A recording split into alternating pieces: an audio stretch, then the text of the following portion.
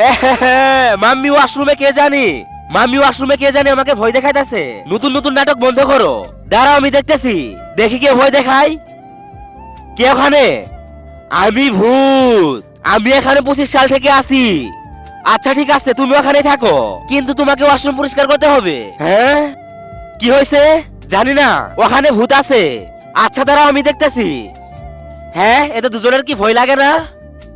এইটা আমার area, toilet আমার কবজাতে।